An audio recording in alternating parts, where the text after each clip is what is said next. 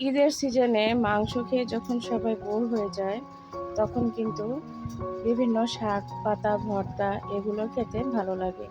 তো আমি আজকে আপনাদের সঙ্গে একটা শাকের রেসিপি শেয়ার করেছি।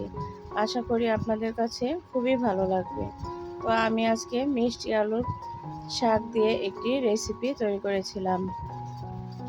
এখানে মিষ্টি আলুর শাকগুলো কেটে নেওয়া হচ্ছে।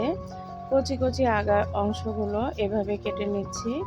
এই যে দেখতে পাচ্ছেন, এভাবে একদম কচি ডগাগুলো কেটে নেওয়া হবে। কেটে নিয়ে এগুলোকে ভালো করে বেছে নিতে হবে।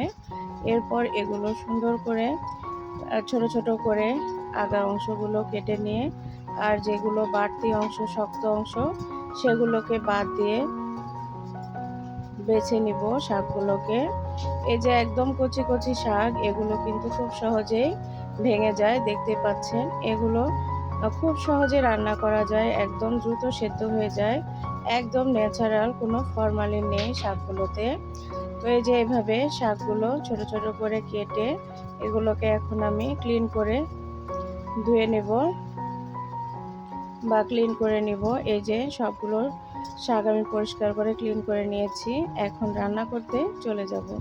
তো রান্না করার জন্য কিন্তু কড়াই বসিয়ে দেওয়া হয়েছে, আর এখানে পেঁয়াজ রসুন কাঁচামরিচ দিয়ে দেওয়া হলো। এখানে মাটির চুলাতে যেহেতু রান্না করা হচ্ছে, প্রচুর পরিমাণে ধোঁয়া ওঠে। তো প্লিজ একটু স্কিপ করে যাবেন ধোঁয়াগুলোকে, ক্ষমা সুন্দর দৃষ্টিতে দেখবেন। এই যে আমি এখন এগুলোকে লাল লাল করে ফ্রাই করে নিব।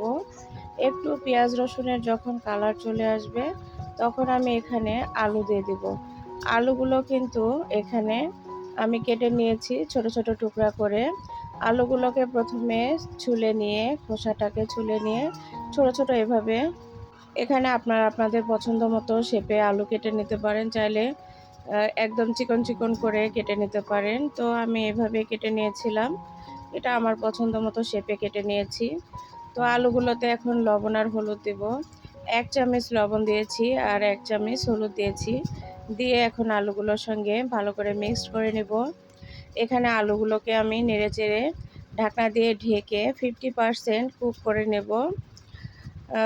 শাক আর আলুগুলো একসঙ্গে দিলে শাকগুলো যেহেতু অনেক কচি ছিল, শাকগুলো খুব দ্রুত সেদ্ধ হয়ে গিয়ে আলুগুলো সেদ্ধ হবে না, সেই ক্ষেত্রে খেতেও একদমই ভালো লাগবে না। এর জন্য আমি প্রথমে আলুগুলোকে এভাবে 50% কুক করে নিব। এই যে ঢাকনা দিয়ে ঢেকে আমি কিন্তু এটাকে জাল করে নিয়েছিলাম 5 মিনিটের জন্য।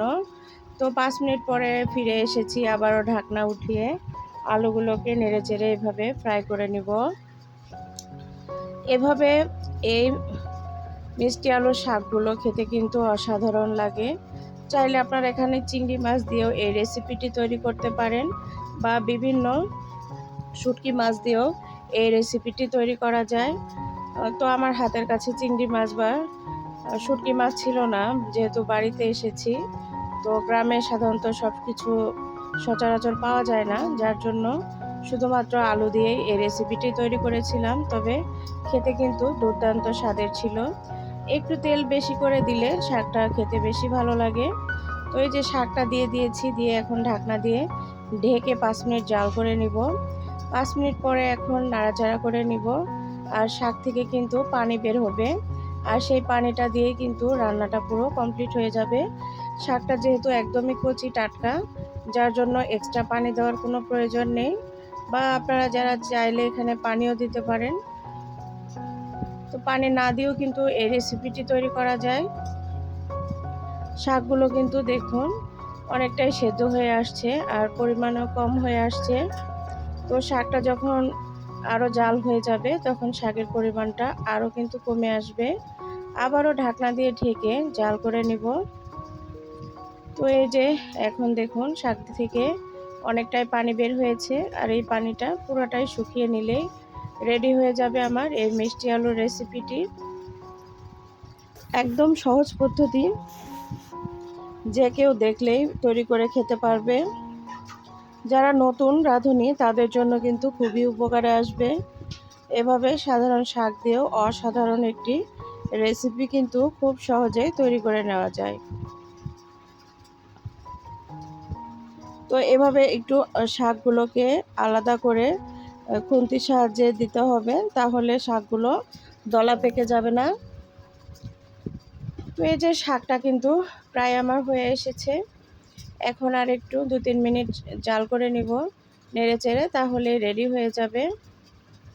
তো এখানে কোনো স্ট্যান্ড নিয়ে আসেনি, এর জন্য এক হাত দিয়ে আমি ভিডিও করছিলাম, যার জন্য একটু কাঁপছে। তো প্লিজ ক্ষমা সুন্দর দৃষ্টিতে দেখবেন। তো এই যে শাকটা আমার একদম রেডি। এখন কিন্তু আমি শাকটাকে আর কিছু সময় নেড়ে চেড়ে নামিয়ে ফেলবো।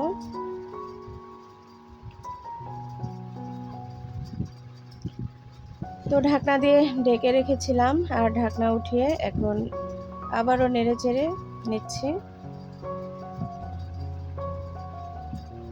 আলুগুলো একদম সেদ্ধ হয়ে গিয়েছে, আর খুব সুন্দর একটা আলুর কালারও চলে এসেছে। তো এখন নামিয়ে ফেলবো আর পরিবেশন করে দেখাচ্ছি। দেখুন এই যে মাশাল্লাহ, শাকটার লুক খেতে কিন্তু দুর্দান্ত স্বাদের হয়েছিল।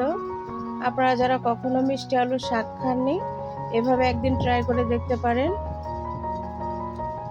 তো আমার এই সহজ রেসিপিটি যদি ভালো লেগে থাকে, প্লিজ লাইক, কমেন্ট, শেয়ার করে পাশে থাকবেন।